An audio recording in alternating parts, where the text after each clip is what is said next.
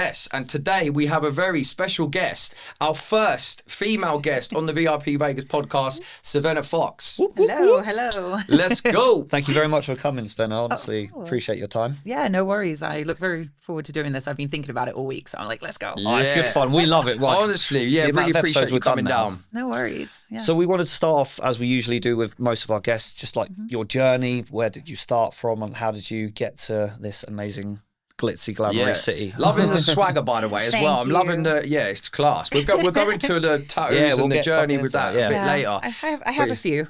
Yeah, you're looking good. Nice. So, Vegas. I've actually lived in America for 8 years now. So I moved here in 2017. I moved here for love. I fell in love with a guy. I met him in Ireland and was just like, fuck it, let's. I'm going to move to America and be with you. Yeah, so I'm right, exactly. I mean, what else are you going to do when you fall in love? So I moved to Ohio for the first 4 years. That's where he was born and raised.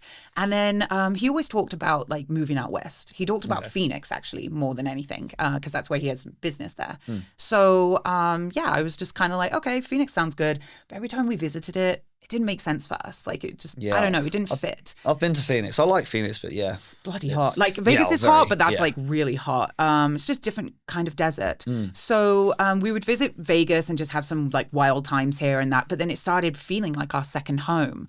So after COVID, it was like 2021. We decided, fuck it, let's move to Vegas. So I actually drove on the Route 66 in a 20-foot truck. That's a lot of people's bucket list. Like the dream. Now we did it from Ohio though. We didn't do it from Chicago. Chicago's like the first stop when you go all the way to LA. So we only did like the little middle part there, but it was still incredible. It actually only took us 3 days to do it. I did 12 hours driving each day, which is crazy for an English person if you think about it. It is. Yeah. But it was fine, and it was just so great. That was our second home. We always wanted to move out west, and we did it, and it was incredible because we got so many job opportunities when we moved here. Yeah. Like he had all his stuff, I had my stuff, and it was just like a dream come true for both of us to move to Vegas. There's a lot to offer here. Wow. 100% love that. Yeah. So what sort of started you off with the whole burlesque industry? What like inspired you to get into that industry? So in 2013, I actually started burlesque. Well, I don't even know what to say if it was burlesque. This is where the controversy is. Is basically when I started in England, it was like I did fire, and I was still kind of like,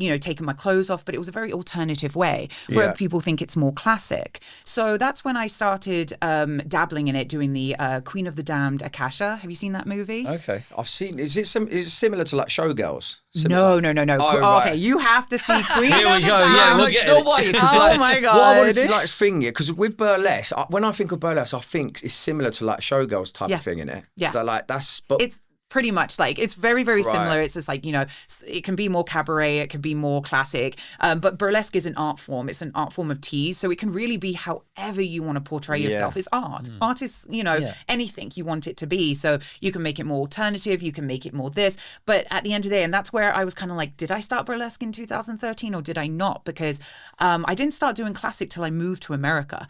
Because that was the thing. I was doing the Queen of the Damned stuff, which is the vampire stuff in England, and was doing all the fire, twirling. I was eating fire, breathing fire. Doing all that's cool. Wild see, stuff. yeah. Regulations in England. That's where it all sort of started for you, like that sort of thing, and then it progressed into It did because I didn't think I was doing burlesque because it wasn't classic. Because in my head, burlesque is classic, right?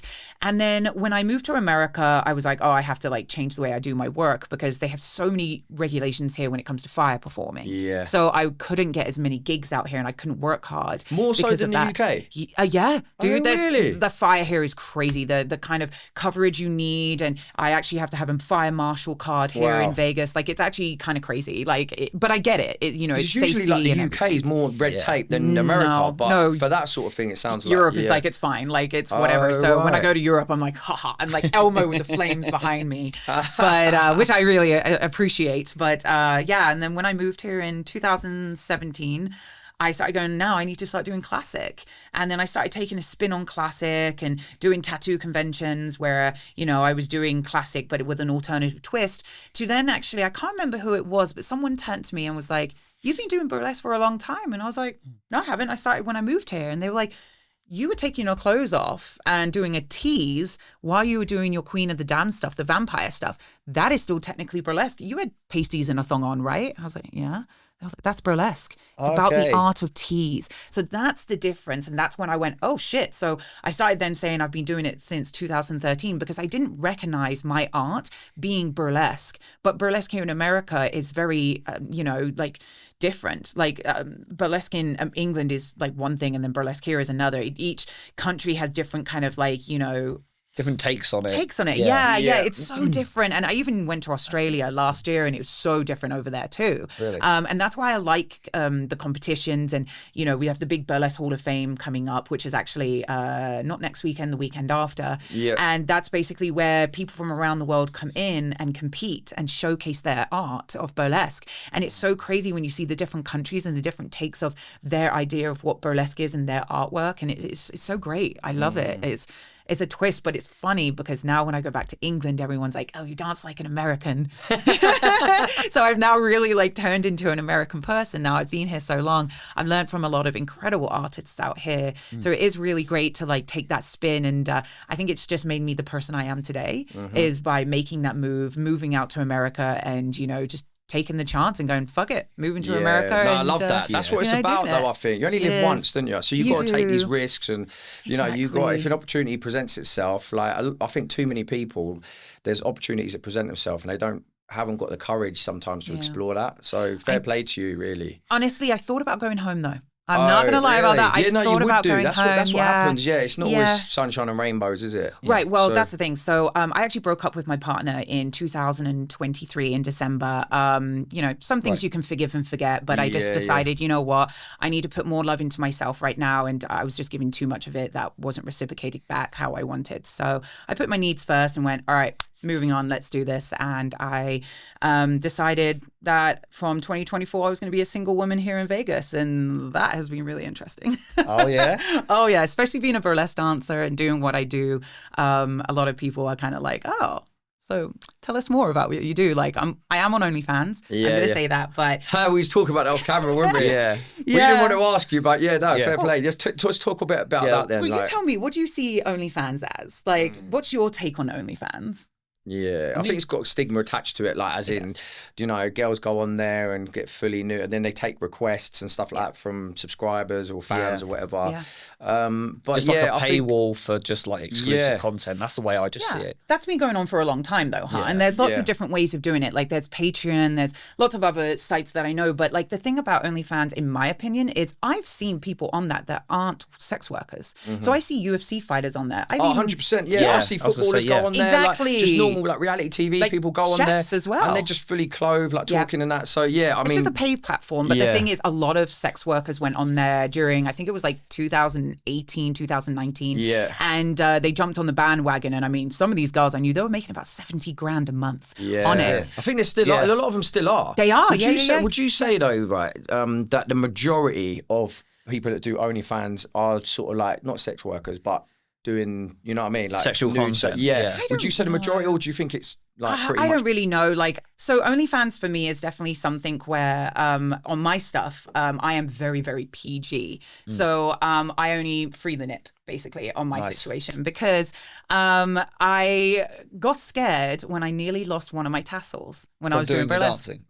So I actually stick them on. It's with carpet tape actually, or wig tape. That's how we tape it on touchdowns. And I started spinning and it was like half hanging off. And I remember just being like, oh my God, like what if somebody has the power of having a topless photo of me without my consent? And that was the thing that made me go, I want to do this. Not only is it a good financial thing, like it helps to pay part of my mortgage, actually. Not all of it, sadly. I don't make a crazy amount because I don't do like full sex work. I don't do the high level of that. I wouldn't even consider myself really a sex worker. It's kind of like a grey area with that because all I do is free the nip. That's all I do. Aren't people get in trouble for like, if you say, for example, put an image of someone else online? Yes, you can. Because what's that called? That's revenge porn, I thought it was called. Yeah, that's the extreme version. But I'm saying even if you put like nude pictures up of someone or whatever, you surely you can get done for that. In 2020, OnlyFans actually, I think it was 2020, they passed something where you actually had to have someone sign a document to say that they were okay with the content going on there. That's it, because before that they didn't. So if I did content with another person,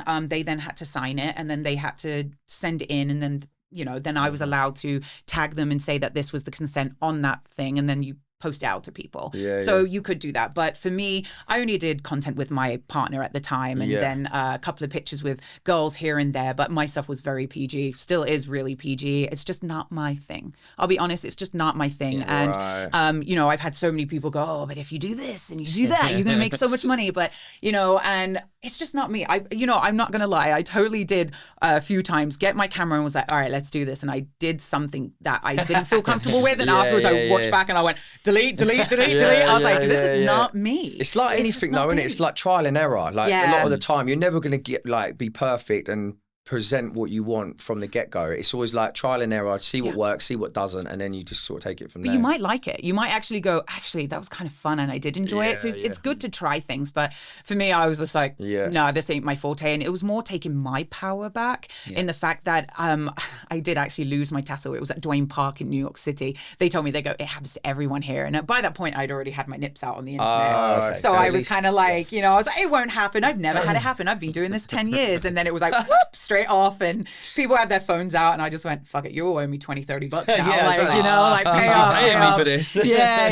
But it was just me more getting my power. And I'm going to be honest as well here. I actually got my boobs done in 2020. I had liposuction where they sucked it out of my stomach, my legs. Wow. And they put it in my boobs because I have a plastic allergy. So when I found out you could move the fat, I moved it into my boobs, and it got to a point where I started, we had all our surgery photos, and I was posting up the videos online, and they had the tiniest sticker on anyway on there. And I remember saying to my friend, I think it was a month into my surgery healing, I called her up and went, can we do a topless photo shoot? I was just like, I really want to do this. I just want to get them out there. It was just feeling that empowerment. And I was like, these puppies are starting to look real good. Go for it. Wait, am I right in thinking because if you didn't have the plastic or the silicone or whatever, you don't have to get them done every sort of 10 years. That's it now. So if I get fat, they get bigger.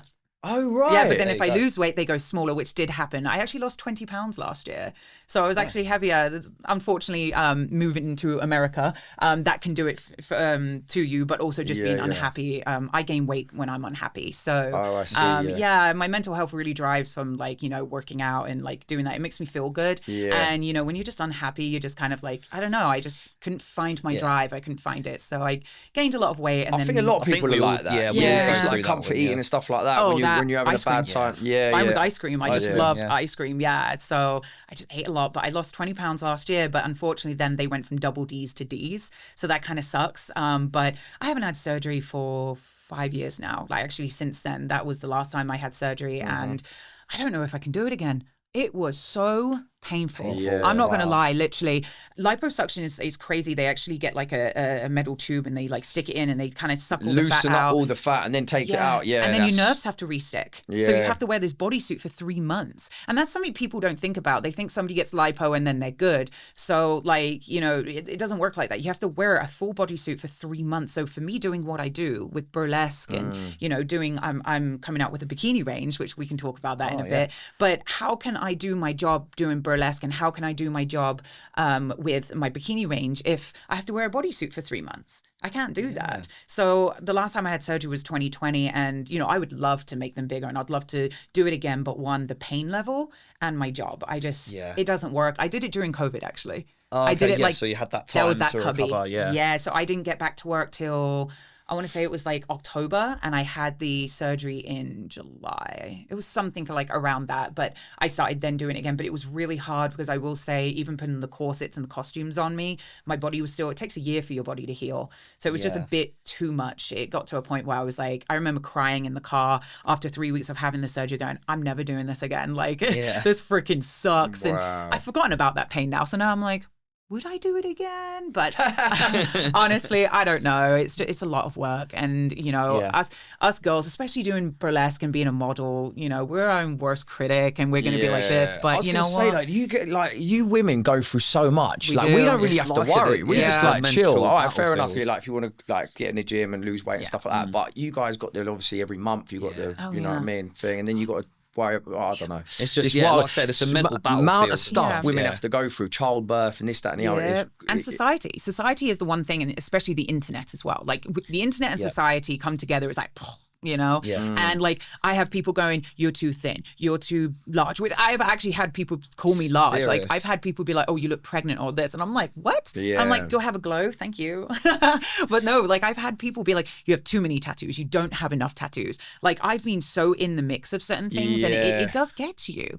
But I've been modeling since I was 16 years old. So I've grown such a, like, you know, thick skin with that situation. My favorite thing is just literally going on Instagram and mainly Facebook. Facebook is where it mainly happens, where people like to be keyboard warriors. And I just report the comment and then they get in trouble by social media and then I just block them. And that's all I literally do. Yeah. But so many people have that sort of mentality of just because they're behind the screen, they can just say what they want. And they can't. Why does your opinion matter? Like, it doesn't. It's your life. Do you know what I mean? It doesn't. There's a new trend on TikTok where they were actually getting pictures. So if a guy was like, ew, you're so fat or you're so ugly, they would then go onto their profile and take their picture and then post it up and be like the men that are saying this and post up their photos and take the piss out of them for that. So I was thinking about doing that because I had some pretty good ones. But then I was like, I don't know. I don't like putting negativity out on social media unless I really have to. Like if there's a situation that I'm like, fuck, I need to talk about this. Like I've had 2 producers in my entire life where I had to put it up on social media and be like, hey guys, this shit happened and I need to tell you the truth.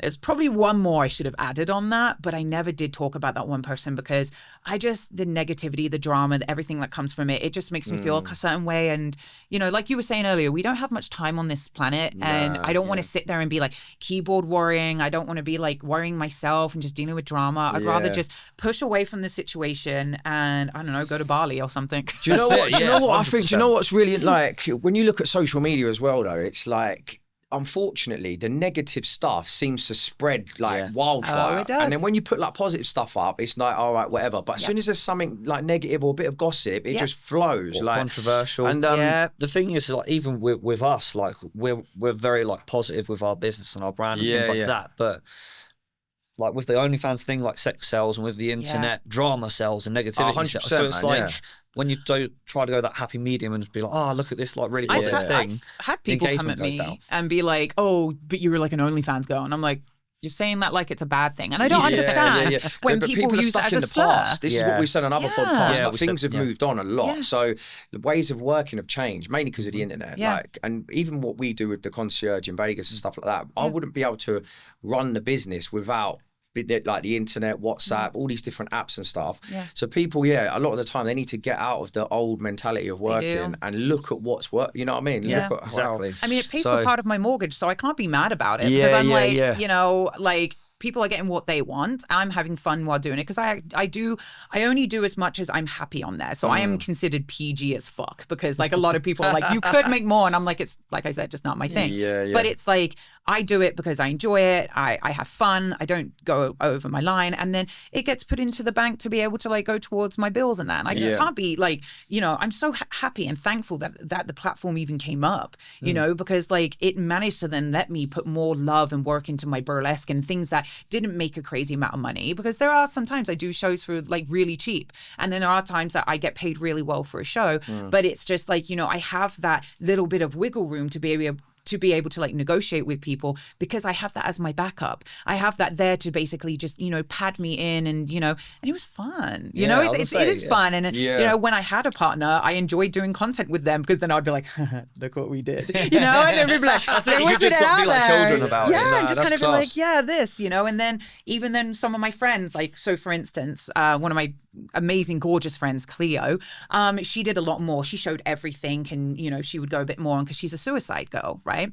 And that wasn't my forte, but we still... Wait, hold on. What do you mean suicide girl? What's suicide that mean? Girl. You don't know what a suicide girl is? That is. Obviously, it's another platform where basically it's like a group of girls that are like models, but it was like an online thing where they would get paid by the company for photos to basically kind of like Playboy and like all that kind of thing. But it was an alternative version. Yeah, alternative. It's sort of it's very like popular in like the rock and metal industry and stuff like that. So they asked me to do it when I was 18, but because I didn't even get my boobs out then, I was like, I'm not going to get my boobs out, so I'm sorry, I'm not going to do it. And then when I started to get my boobs out, I was like, I'm just not interested in being a suicide girl because I'd already made my name through Cervena Fox. How did they get to the name Suicide Girl? I'm just trying to remember it back in like 2010. I don't know. It's been around for a while. Is it like extreme, like as in anything goes on there? It's just alternative girls, you know. But it's like some of them would do more than others. Like the contract that I saw back in 2000.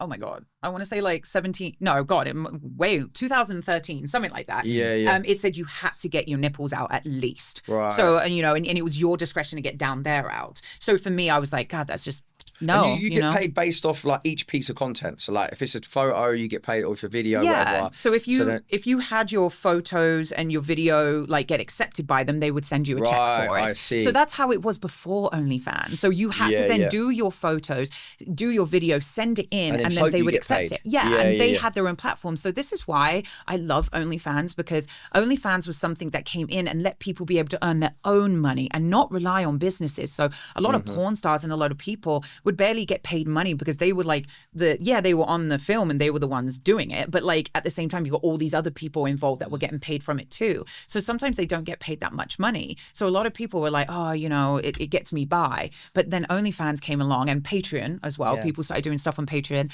and it allowed them to be able to actually make a career out of it and have enough money to be able to live, and that's why their independence back. Doesn't it? But that's the different levels of how life basically went, and like that was what was before was the Playboy, it was a Pam Anderson, like all that, and then it turned into like the alternative, like the Suicide Girls was the next thing with that. But it was unfortunately I never was part of that. I have a lot of Suicide Girl friends, and we've done a nice big plug for OnlyFans and stuff, and it's just made me think actually, because you do all of this, do all of burlesque stuff, like how does that affect with your personal life? Because you're a single girl now. Like dating in Vegas must be wild. Okay, so dating. My friends have a circle around me right now because apparently I'm attracted to red flags. They've made it very apparent to me I am not to be trusted around men, okay? Because I'll see a guy and I'll just go, ooh, I like that one. And they're just like, he's a red flag. And I'm like, I'm colorblind. What the hell? I'm not. But I'm like, let's get into this red flag stuff, because I know we was talking off camera about like on your social media that you've got this whole thing. So like, what is that about? Like how, like where did that sort of idea come from? And like how, and what's the tag as well? We'll put it in the description. Okay, so my Instagram is just at Cervena Fox, CervenaFox, and what it is it's just me joking around about my dating life. It's my choice in men. So my choice in men is terrible. Okay, like seriously. I'll tell you. It's good you have self-awareness. I do. Red's my favorite color, like shit. But it just became a thing where like my friends were like, I was looking on TikTok and there was all these funny videos coming through and I was like, oh, this is me. Oh, this is me. Oh, this is me. And then people sending me stuff going, Cervena, this is you. And then I started doing videos like it because I thought it's just funny. Because then when I got back in the dating pool, I was kind of like, all right, like, I went out on, I want to say 3 dates last year with guys, and obviously it didn't work out. I'm still single now because some of them were like, I remember one of them was just kind of like, oh, I want 5 kids, and I was like, red flag. No, because break us down the red flags. That's not a red flag to me though. That's not a red flag. No. That's just like choices, and I was kind of like this. It was more kind of like the guys that were just kind of like, I'm a singer in a band, or I or I'm polyamorous or whatever, or just certain red flags that you're kind of like. You're just a singer in a band, red flag. Yeah, no, literally. Most artists, though, I'm not going to lie. I'm an artist myself, so maybe I'm a red flag. But it's just like, I am attracted to artists. I am attracted to people creative. Sort of and there is a lot of red flag people in that because, it's just really hard to date an artist, let's put it that way. And, your question being like, about OnlyFans and stuff, I've not had anyone not like it. I've had a few guys be like, okay, fair. Can I see? Can I see some stuff? And I'm just like, preview. Yeah. And I'm like, bitch, you trying to get that for free? Exactly. Give me $20. Like, what? Oh, shit. Yeah. But, it's one of those things for me, like, I'm not going to be with someone if they don't agree with what I do. I mean, generally with that being burlesque, being OnlyFans, being modeling. Like, I remember I started modeling because when I was 16, I was being bullied for being like different and ugly, as they called it. I wasn't. I was just an ugly duckling in my own opinion. And I grew up in into a nice flower. And and they basically, you know, I started dating this guy. I remember he was a DJ when I was 17, and he said he didn't like it. He said he didn't like, I remember I was starting my Facebook this fan was in the page. UK, yeah? Yeah, in the UK. Yeah, right, and he said he didn't know how he felt about me doing these photos and post them online. And I was like, see ya, I'm out. So I never let a man come in between what I do. And I still, to the age of 34 now, still won't let a man do that. I'll only be with a man as long as they're okay with what I do. Like they have 100%, you know, I want them to be like, this is my woman. You know what she does? She does all this crazy stuff. Yeah. I don't want him to be like, oh, she does this and she does that. Like that's, you know, that's toxic behavior in my opinion. You know, you shouldn't be with somebody that doesn't agree or will think they can change you. That's the other thing is that they might then date you and then go be my girlfriend and then go, and now I want you to stop doing all this stuff. We ain't doing that. And there are people that I've heard this has happened to multiple times and they think as soon as they are with you, you'll stop doing those things. So I'm not going to settle down with anyone until I know, okay, you know, you're 100% cool with this or you maybe join me on these things. Like, you know, like that kind of thing. This is it. Because I thought like, obviously you're from the UK and I thought Americans are pretty accepting like, they're wild, bro. Sometimes, like especially in Vegas, but like I think it's more. I don't know. I thought they'd be more open to it. More, more sort of tongue in cheek in the UK, probably. Yeah. Over here, it's a bit more relaxed, I reckon. Yeah, and a bit more depends ahead from of state the to game. state. That's what I'm thinking. Really? State to state, there's some states that are very like you've got the Bible Belt and that you've got some you know really religious people that are against that kind of stuff. I see. So it depends what state. It depends how they're brought up. You know, it depends what they do. It's the age-old thing, though. You can never keep everyone happy. Oh, yeah. No matter where you go in the world, like you could even be a priest and stuff. Someone will still say something about the priest, or be, you know what I mean. So, but yeah, what I was gonna say, Cervena, like talk us through the tattoos. Like, what's the story like behind these, and like how many have you got, and you know, it's gone to a point now where how many tattoos do I not have? Like, you know, what parts of my bodies are left? So, would you ever get like sort of face and that done or not? Like, so I got my ears done, and the side of my face a little bit. I got that done last year. A little bit of rebellion. What's that one? So that's like that's a little spider. I got that done in Australia. Oh right, yeah, with the spider web and everything. Did it hurt, that one? It wasn't too bad. The one that hurt was in the actual spider web. The one like on the ear, like on the outside doesn't hurt, but like the actual main part of the ear does. One of my clients, like yesterday, we was at Live John Summit, and one of my clients turned up. He literally had his whole ear done, like literally the whole, like the inside and everything. Yeah, like it looked like a bit like a snail sort of thing. Okay. And it was just, I've never seen anything like it. I saw Jesus when she was doing the web on the inside. Like I swear to God, I was like, oh God. But the outside was like completely easy. Like that part is fine. But yeah, I don't know. I want to kind of get some balls to do my palms. One of my friends, Angela Mazzanti, has her palms done, and I've got a little bit here. I was testing that not just like really bleed a lot because it's so like thin there? Burns. The skin. It burns because you have so much nerve endings on your skin there. So it's like, you know, have you ever fallen over and scratched your hands and then it just throbs? It's horrible. It's that basically feeling. So it's just, I don't know. A lot of people were like, it fucking sucks. So I'm gonna. Where did you start? Like, as in, what was your first tattoo, and then how did it develop to?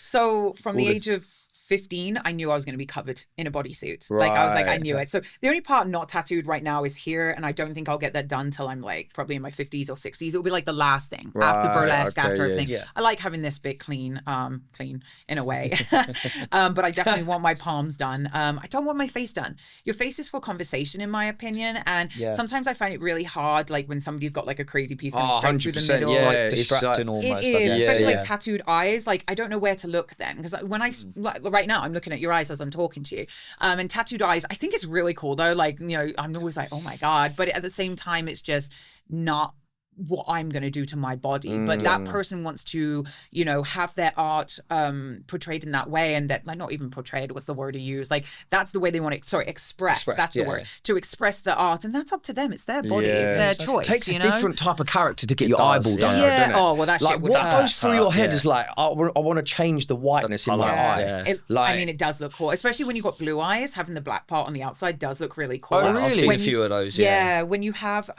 darker eyes, it then then just completely blacks out completely. So it does look cool, but I won't go to that extent. It's just me. I knew I was going to be covered. Certain parts I'm not going to do, like the underneath of my butt cheeks aren't tattooed. I just don't think I'm ever going to get that tattooed because I like that, like, you know, it frames my butt really good. My chest, I really like how I'm like, you know, my tattoos come across here like a bolero, and then my rib ones come here. I think it accentuates my womanly parts, right? But you know, that's just my opinion. Men, I love it when they're fully covered. I'm like, oh, go straight down. Let's go. And then even go around the face is cool. But like, you know, for me as a woman, I just didn't want to take away too much, you know, from like my womanly features. So I've kind of done the outskirts and then left like that area because I just want to leave that part. But especially with burlesque, I don't want my costumes to like melt in. But then, you know, I got my jewelry on my hands, my feet, my shoulders, and my butt to go with my burlesque. So it kind of looks like part of my costumes. But to answer your question earlier, you asked my like how it started. I have swallows on my hips. So they were my first ever one when I was 16 years old. Did you get like, are you one of these people that sort of like you sort of like the sensation of it, and so you just I hate being tattooed. I really no, but do you know what I mean? There's some people that actually love the whole feeling of it, so that's why they end up having quite a lot. So you was one of them. You just like you just preferred you just like the art sort of. I love having tattoos. I just don't like the process of it. If it could be a stamp and go, I would do that kind of situation. But I fucking hate being tattooed. And it gets worse because then you have worse like places to get done. Like top 5 worst areas. You know, palms, ears, behind the knee, underneath the butt, ribs. Elbow? No, that was fine. Really? It wasn't too bad because if you pinch there, you can't feel anything. Pinch there. You can't feel it. But if you pinch on the outside, it hurts. So pinch there. It hurts. So the difference is because your nerve endings aren't there. So it's more of a bone. Yeah, that's like what I was going to say. I would have thought anywhere with a bone would be quite painful. But no, it's like a like kind of situation where it's like going in. So you're like, oh my God, that's weird. But it doesn't hurt. Whereas in out there is like, I always say you see Jesus, literally, because I swear to God, it's like you just see the light because it's awful. But I love having tattoos, so I'll go through a moment of pain to get to where I want to be. Because my tattoos, I look at them and I don't necessarily go, oh, this is from this person, this is from that person, that's from this person. It's me. This artwork I collected, I am a blank canvas waiting to be filled up with beautiful artwork. So this is me. Like when I body paint myself, I'm like, oh God, who am I? Who is this bitch? Like, who is this arm? Like, you know, this is on me. It's attached. Like, what the hell? And it is a weird thing. So my tattoos, like, you know, I'm going to do a little plug for my friends. It's good though. It makes you, doesn't it? It makes you like, because your tattoos makes you individual. Like, that's like, you've got your own swag, your own style and stuff. It's pretty cool. And like Bez from 666 Studios did my arms when I was like 18 years old. I then met a guy in my 20s, Anthony Fleming. He then did, I don't know, 80% of my tattoos. In the space of 2 years, I was like, straight up, like, let's go. And that's what happens when you have friends that are tattoo artists. And yeah, like, you know, but I don't look at it and go, you know, that this is an Anthony piece, this is a Bez piece, this is this. This is me. This is my artwork on my body. It's a journey, and it's a journey. Like I said, you put something in your brain and you have a story to it, or the reason why. And a lot of mine are tarot cards. And actually, I do a lot of tarot card reading in my free time. You know, when I go through a crazy thing in my life, I do the tarot cards, and what cards I pull is the ones I get on me. So when I moved to Vegas, I actually got this one on my leg right here. And that's the Vegas skyline in the background of the mountains in the background. And that card represents a new beginning.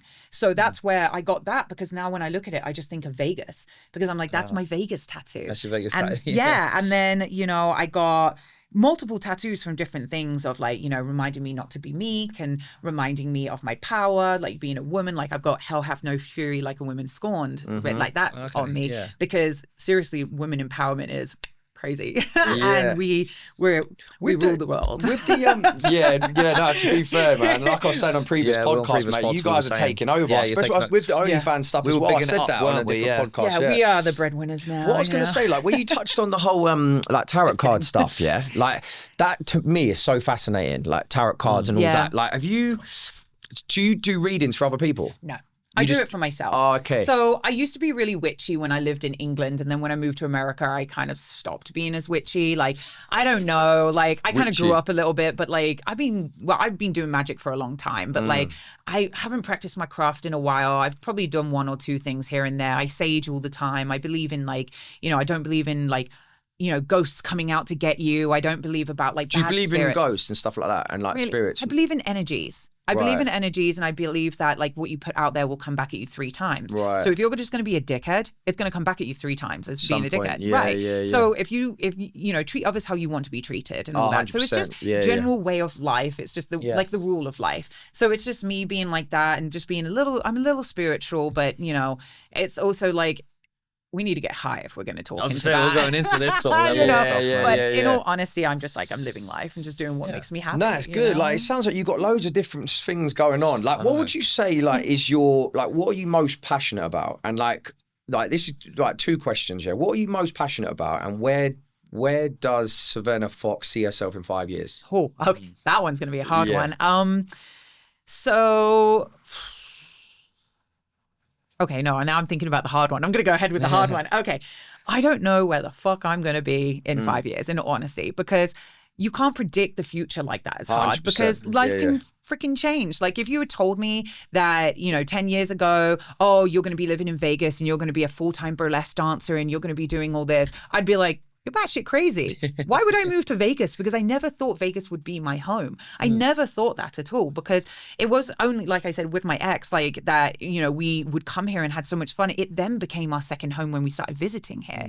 And then I was like, I love this place. But I never thought about it before that. I was always like, oh, Vegas is like the gambling and the drinking and the drugs and like, oh, that kind of crazy shit. But living here is so different. It's not like that. I love living here. I would love to say in 5 years' time, I would still be living here and, enjoying the sun, because we always have great fucking weather, and, living in my little home that I bought, and, just being happy, still doing the same stuff I'm doing, but adding some extra adventures, adding this, like, I love burlesque. That's the other, the answer to one of your other questions. I live and breathe burlesque. Burlesque is my life. And in all honesty, even if I got $1 million today, I would still do the little shows. I would still do everything I do because I live and breathe burlesque. It makes the empowerment of going on stage and you've got the lights on you and you start feeling the heat from the lights.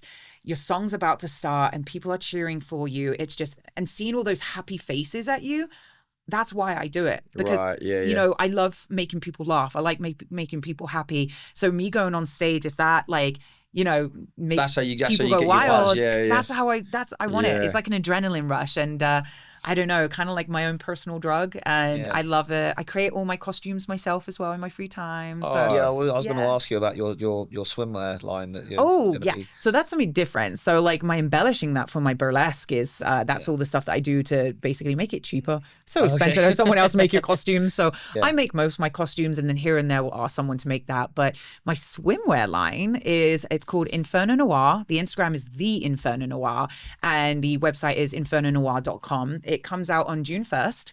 And basically what it was... Exclusive, guys.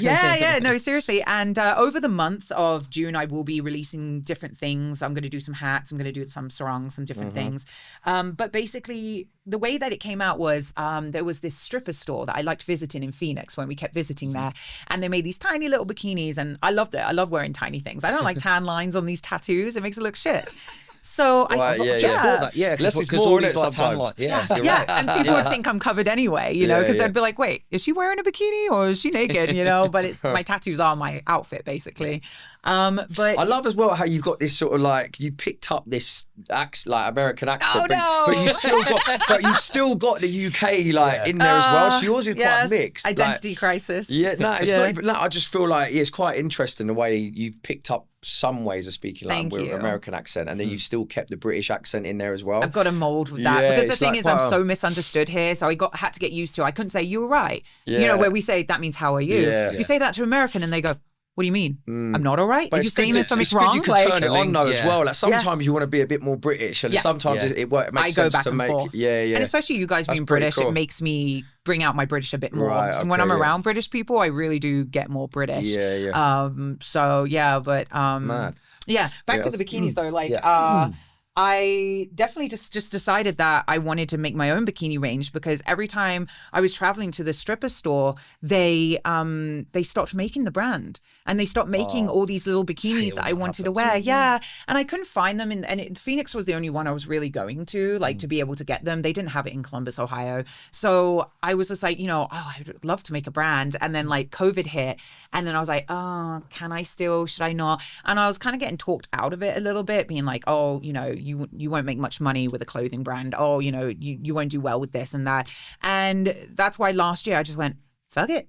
Yeah. I'm going to do this. Even if I don't make a crazy amount of money, I'm going to do this for me. Yeah. And that's a lot. Like last year was a big awakening, just going, what do I want to do for me? And I wrote down on this board going, start a bikini range, go to Japan, go to Iceland, go to Bali. Iceland's class, Bali. man. It's not been there. It's on my list. Right? Yeah, and I just wrote a list going, this is what I want to do. So I started doing it, and my bikini range was one of the things on it. And it's now finally coming out. I was going to say, so 1st of June, you said, yeah? 1st of June, yeah.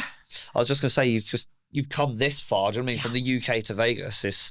I mean, why not? And why not make money on something that I take pictures in anyway? And I would wear bikinis and wear things, and people would be in the comments going, oh, where did you get this? Where did you get that? So why not plug my own stuff? And at the same time, like, there's all women of different shapes and sizes, and certain bikini brands don't make it all size inclusive. So I'm trying to make mine all size inclusive. So that's what I'm trying to do with mine, where I'm like, all right, let's go for it. Let's, I'll make certain things for the tiny girls. I'll make certain things for the bigger girls. And I'm taking everyone's feedback in and making a brand that is for every shape and size, and, that's what I'm really going for. And so far I've had really good feedback, and I hope it keeps continuing. Good, But I'm really excited to see where it takes me. Thank you. Yeah, good luck with that. That's the thing. It's just you just got to keep trying things, haven't you, as well, and just see what pops off. I was going to say, after everything that we've spoken about, obviously this is a Vegas podcast. Yes. Onlyfans, burlesque, like tattooing. My life. Yeah, your life. I mean, we usually, with this sort of segment, crack open our sponsor Hennessy, so thanks once again. But just displaying it over here because I think I drank too much of that last night. We had a bit of you could probably tell, guys, I'm just not really quite there today, but I'm hanging in there a little bit. This part of the podcast, we love to hear like stories. People love like the wild stories. Yes. Or the, that's a good one. That's a good one, Brent. Have you got any wild stories for us? I do. Yeah, or maybe like one or two. Yeah. Okay, whatever you're allowed to say. I'll give you one really good one. So this was when I was not living in Vegas. Because now that I'm living in Vegas, I don't go out crazy, all that. Like, it's just, this is my home. And like, I think it's bad if you are like that and then you move here, because then you'll just gamble your money away, ruin your life. I've heard that happen to a lot of people. Do you still do you go to the strip, or are you one? I still go to strip. Maybe once a month, if that. And I still go to nice dinners there, and I go to the mall there, and I go, I go to shows there. I go see a show. Sometimes I'll get booked on the strip to go do some shows. Oh, right, of course. Yeah, sorry, yeah. So sometimes I'll still do that kind of stuff, but Vegas is so much more than just the strip. There's so much 100%. More to it. Yeah, of course. So that's why but I will say I had the movie Hangover. I did have my experience of that when I was 21. Female version. Yeah, 21, 22. I'll try to make it short and sweet. Yeah, go for it. So basically, I did some photo shoots with my friends Radiant Ink out here, and me and the girls decided that we were going to go out. And Radiant Ink had a table, like a VIP table at this club. And they were like, oh, yeah, we're going to go there. We'll go get some dinner and then we'll go there. So I was like, great. And it was my choice that day, because I was working with Killstar doing the photo shoot, to wear a bodysuit that was like weed leaves all on it. Right. Right. And I just didn't think anything of it. Thought, we're in America, it's legal here, whatever. Yeah. Okay. So just say what I'm wearing there. Yeah. So we go out. And then this VIP table is next to some really hunky men. And I'm just like, why are there just like a whole fucking table of VIP guys that are like really good looking? To find out they were male escorts. Okay. Oh, right. And they knew my photographer friends, because she had taken photos of them, and, they like had like sex toys, molded of them, and like all that kind of sort of stuff. So anyway, we all get talking, because I'm just like, tell me about yourself. Tell me about this. Like, this is crazy and all this. Anyway, they then decide to then take us to another club. And they're like, hey, you also just come to this other club and have some fun with us there. So then we go from that club to another club. On the way to that club, someone's like, I like your outfit. And I was like, thanks. And then he goes like this in my hand, and I feel something in my hand, right? Maybe a load of weed. That's what I thought it was. But you know what it was? I think it was ecstasy. Oh, right. I think it was, or Molly. It was something. Like pills sort of thing? It was, okay. So I freaked out, and in the end, I thought it was probably an edible. Like, now when I think about it when I'm older, and now I'm like thinking about it, I was just like, maybe it was this. But at the time, I freaked out, because me being 21, I was English. I didn't, like, drugs are drugs in England. Do you know what I mean? Whereas out here, it's like different. Like weed you can get away with, even though England, you're like, it's a fucking drug. It's like different. So I freaked out thinking, oh my God, did I just get given Molly, ecstasy? And we're in the bathroom and I'm looking at it and I'm like, what do you guys think it is? So we're like freaking out about these drugs. Then we're like security coming in. So we're trying to hide it. And then I'm just like, am I going to get arrested? Am I going to get deported? So we're freaking out about these drugs. So I'm flushing them down the toilet because I was like, need to get this out of hand. This is fucking crazy. So we got that out and I was just like, okay, not shaking anyone else's fucking hand tonight. Then we go to the next club and then I get in a fight. But it was because we were in line ready to get into this club. And this guy looks at me and he's like this. What for? Like this. Right, get this. Because of what you was wearing? Or that's what I thought, right? So right. he starts being weird. And then he starts talking to his friend going, how could she have a job with all those tattoos? Like youngins nowadays, they just don't know, like blah, blah, blah, and starts going on about my tattoos, right? Too many people like that, narrow-minded. But that was the thing. Yeah. So I fucking let off and I poked him in the back. He turned around. I was like, what are you saying about me? And I was very British then. So then that's when my British comes out. What are you saying, bro? What are you saying? And he was just like, he goes, oh, well, it's just blah, blah, and starts like saying his thing. And I was like, nah. I was just like, I have... when I get angry, I get really British. So that's when it's going to really come out. And I was like, no, mate, like you need to understand that at the end of the day, we are all art pieces and you can't sit there and say that I'm not doing well when I'm making about this amount. And I remember blurting out how much I was making at the point, but I was like, I make this amount of money and you think that I don't have a job and you think this and you're just like, portraying me in this kind of way and just discriminating me and just judging me straight away without even knowing me. Mm-hmm. So I start like having to go ahead and all my friends are like, yeah, you fucking tell him like being all this and I'm getting all fucking hyped up and shit. Being like, fuck you. And he ends up apologizing. He's like, I'm sorry, I didn't know, it's just, I don't see that many tattooed people. And I was like, you're in fucking Vegas, dude. Like, what the hell? The thing is, you can't be, this is the thing, like, I suppose you wouldn't get drawn out now. If that happened again, you just sort of like let them get on with it. But yeah. Too old for that shit now. That's what I'm saying. I was 21 and spicy. It's quick to like, you just flip out. But that and I was drinking. Okay, so by this point, I should actually say I had been drinking by that point. So I got a little kind of ratty because I was kind of like, yeah, fuck this guy. And also trauma. I was bullied in high school for being ugly and different and all that. Wow. So then to be older and then to have guys still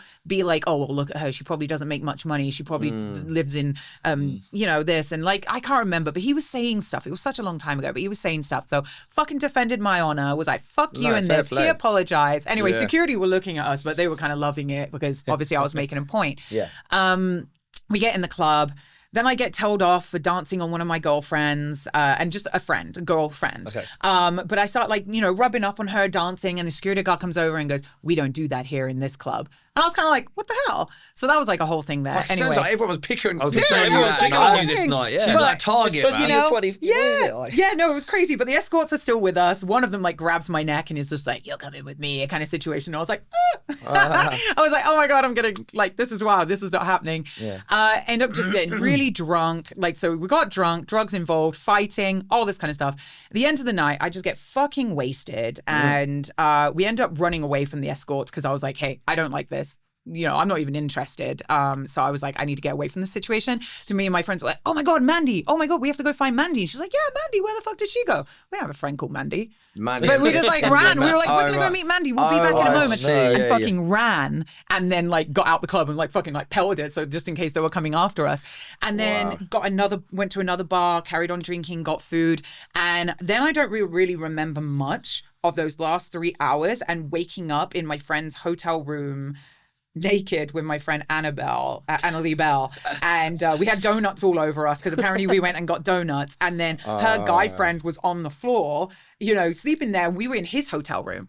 That was her friend. And we got up and I was just like, oh my God, what? And then she was like, what the hell happened? And he was like, well, you guys got really drunk and like, I didn't know what to do. And I didn't know where you guys were staying. So I said, you can stay here and I'll sleep on the floor. And then you guys started getting naked and then eating all the donuts. And he goes, so I just kind of put myself in timeout on the floor. And he goes, I kind of let you guys do your thing. And nothing happened anyway. Let me just put that. Well, just because we were naked doesn't mean something happened. Are you sure like... Oh no, I am 100% straight. I am as straight as can be. We just like, I don't know. I think we were just kind of like, girls, we do this all the time. I didn't mean like that, as in do anything with your friend. What I mean is, if you can't remember, mate, are you sure that guy didn't maybe spike you or something like that? No. We were just drunk as fuck. We were just drunk as fuck. But no. No, like, it was just a crazy experience. I'm really like pulling it in because I'm just like, yeah, it's just, you know, very drunk. I got given drugs. I didn't eat them. I threw them away. We freaked out about that. And then, you know, escorts were Sounds around. like a good night. I was gonna say, yeah. Something. And very tame compared to a lot of the stuff we get up to. Really? But, I think that's crazy. Yeah, it's still crazy though. Yeah. Obviously, because as we said before, we're a Vegas podcast. We that's why we love the stories, and some of the ones that get sent in and stuff, they're wild. But, I just wanted to, before we wrap up, as you've been living here, did you say 4 years? Yeah. Yeah. What is it you love about Vegas, and what is it you hate about Vegas? Oh, okay. So absolutely love the weather here. It feels like a permanent vacation. The food. I can't tell you enough how incredible the food is here. Koreatown has good food. Off the strip. Don't always eat on the strip. The steak houses are really good there, but like in all honesty, you can get just as good food for way cheaper off the strip. But things I don't like about Vegas is more of like an American thing, really. Okay. So I'm going to be like just in general about America. I hate the health system here and how expensive it is to have healthcare out here. And that's something that I had my first experience last year where I was in hospital. I went to Asia. I must have eaten something. I must have done something that, like, I went in a lot of water. I got bacteria inside of me and I got really sick. I was in hospital twice. It was April last year. I was in hospital twice for maybe an hour and a half to 2 hours and a half each time just to get an IV drip in me. They put steroids in it, which then I didn't know it meant all my hair would fall out. It was, oh, wow. I lost half my hair. Yeah, I have extensions in right now because my hair quality, it just, steroids. Because of the steroids? Yeah, steroids makes your hair thin. So it actually thinned out my hair, which I had very thick hair. So I was very blessed that it wasn't too bad. But I nearly I lost a lot of my hair. Let's put it that way. It was like clumps of my hair coming out, but they didn't tell me this. So how much you like have to pay like monthly for healthcare over here? Well, that's it. So it really depends. When you're married, it's cheaper, but when you're single, it's not. So it's between anything from like $300 to maybe $800 for a plan. But it really depends if you have private. Yeah, if it's private or not. But even with health insurance, and this is where it's going to get you. Still crap. I had health insurance in April last year, and being those little times, it would be free in England, right? Yeah. You wouldn't get paid. NHS, you wouldn't well, pay you for can it. obviously go private. Yeah, you can still do that, but on the whole, it costs, but NHS is real bad. $23,000 to be in hospital for those times. But I had health insurance, so they covered, but I still had to pay around $5,000 still. It's mental. Already. That's like an excess sort of thing, is it? To do, Yeah. Wow. So it was just, I mean, in general, it's more of like, there's nothing I don't like about Vegas when it comes to just Vegas as it's, okay, dating. I hate the dating here. Okay. Dating sucks here. Yeah, we cover that. Yeah, it's actually the top 3 worst places to date in America, apparently. Why is it? Because it's so like fast paced and like people are just, Yeah, it's like that one. I saw Los Angeles was there, and then there was one more, and I can't remember. Was it Miami? No, I can't. Honestly, I can't sit here and remember what it is. See a lot of these podcasts and stuff, and they're like, "Oh, Miami's terrible for dating." I mean, dating in general is just really shit nowadays. Yeah. Let's talk about that. It really is. Oh God. But like, my main thing, just like the healthcare system here is just so bad, and you know, I had my bad experience, and lucky enough, I got better. The steroids actually kicked it out my system, even though I did get a bad side effect from it. I got better. The only really funny thing is that I'm going to tell you guys is that the medical system is also fucked up because they sent it to my ex's house. The invoices and all the tests and all that I got done. And being a woman here, if you're like, I'm not feeling well, they do a full screen, right? So full screen means they do full screen. So they did STD, STI checks. They did everything. They did my heart. I even got my brain scan. They did everything. But they sent that to him. So it was the funniest thing going, nothing says you're over your ex than having an STD and STI invoice sent to his house. So I was like, God fucking damn it. I like melted in the seat when that happened. But, you know, and he contacted me and I was just like, hey, I'm so sorry about that, but I'm actually really sick right now. And, you know, I had my test results. So I was like, so everything come back cool though? Did we, 100%. Yeah. Be like, oh, you got this, you got that. That would have been more like. Could you imagine? No. And it's funny because I actually print screened it all because I was like, I'm going to save this and I'm going to keep this in here just in case.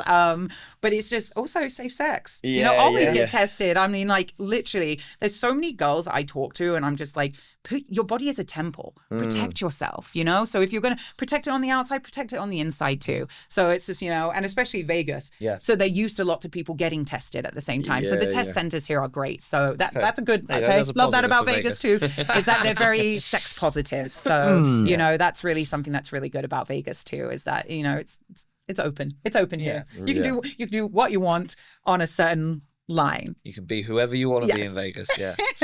Sweet. Well, honestly, Cervena, this has been an awesome pod. Like, I Yeah, love how I've open enjoyed it's it. been. Yeah, it's been good. You know, completely like off the cuff. It's not been too serious. And, I appreciate that, love guys. having you. It's nice to have some Brits around, you know. Yeah. Yeah. I miss We're that. trying to do our thing, aren't we? Yeah, we're it's still it's going well. Yeah.